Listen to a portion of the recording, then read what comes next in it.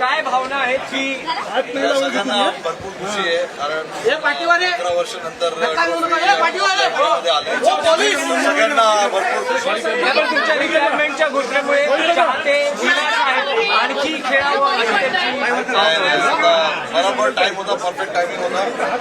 पण रोहित दादा, 2007 आणि आता काय वेगळं वाटतं तुम्हाला? आपण 2007 स्पेशल होता. 2024 वर्ल्ड कप जिंकलो आपण, नाचायला पाहिजे. थँक्यू.